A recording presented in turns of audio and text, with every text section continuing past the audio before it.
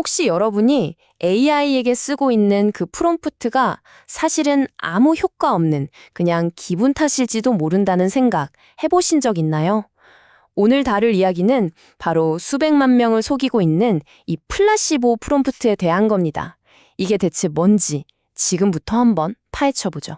다들 한 번쯤은 해보셨을 거예요. AI한테 제발 이상한 소리 하지 말고 팩트만 딱 말해줘 라거나 절대 거짓말하면 안 돼? 같은 명령이요. 뭔가 이렇게 말하면 AI가 정신을 바짝 차리고 더 정확한 답을 줄 것 같잖아요. 과연 그럴까요? 만약 효과 있던데? 라고 생각하셨다면 여러분은 자신도 모르는 사이에 플라시보 프롬프트를 쓰고 계셨을지도 모릅니다.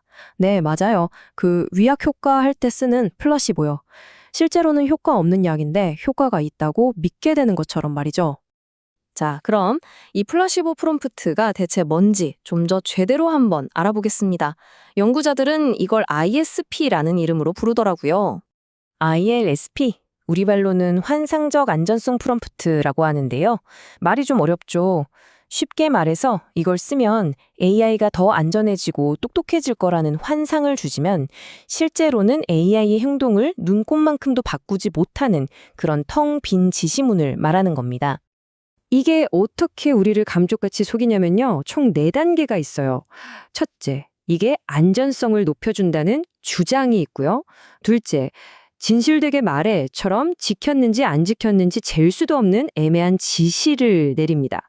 그러면 셋째, AI는 일단 네 알겠습니다 하고 겉으로만 동의하죠. 마지막으로 우리는 안전장치를 걸었으니 괜찮겠지 하고 스스로 검증을 건너뛰게 되는 겁니다. 완벽한 4단 콤보죠. 아니 근데 대체 왜 우리는 이렇게 간단한 트릭에 속아 넘어가는 걸까요? 여기에는 아주 흥미로운 심리적인 이유들이 숨어 있습니다. 이 플라시보 프롬프트에도 몇 가지 단골 메뉴가 있습니다. 제일 흔한 게 거짓말하지 마처럼 진실을 강요하는 거고요. 너는 이제부터 최고의 변호사야처럼 역할을 주는 것도 있죠. 근데요, 이런다고 AI가 갑자기 더 똑똑해질 리가 없잖아요?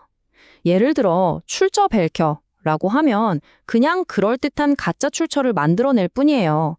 근본적인 작동 방식을 바꾸는 게 아니니까요. 우리가 속는 게 단순히 순진해서가 아니에요. 우리 뇌에 여러 가지 버그들이 동시에 작동하기 때문입니다. 일단 내가 쓴 프롬프트가 효과 있길 바라니까 좋아진 점만 보려고 하죠. 이게 바로 확증 편향이고요.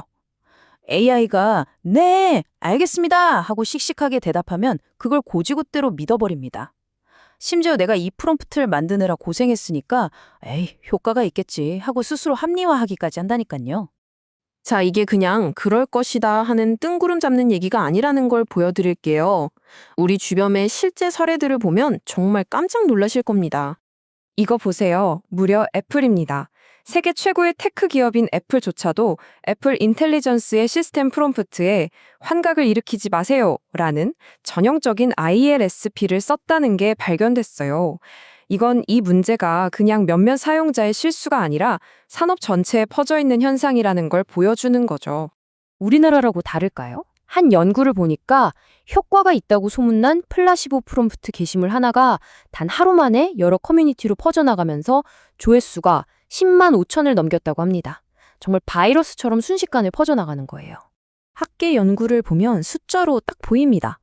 자, 그래프를 보세요. 프롬프트를 썼더니 오류가 66%에서 44%로 줄긴 했어요. 효과 있네? 싶으시죠? 근데 잠깐만요. 44%라는 건요, 여전히 답변 2개 중 거의 하나는 틀릴 수 있다는 뜻이거든요. 바로 이 남아있는 위험을 간과하게 만드는 것. 이게 플라시보 프롬프트의 진짜 무서운 점입니다. 자, 그럼 이제부터가 중요합니다. 이 교묘한 플라시보 프롬프트를 대체 어떻게 가려낼 수 있을까요? 제가 아주 간단한 방법을 알려드릴게요. 딱 3가지만 스스로에게 물어보세요. 첫째, 프롬프트 쓰기 전이랑 쓴 후에 진짜로 오류 개수를 세어본 적 있으세요?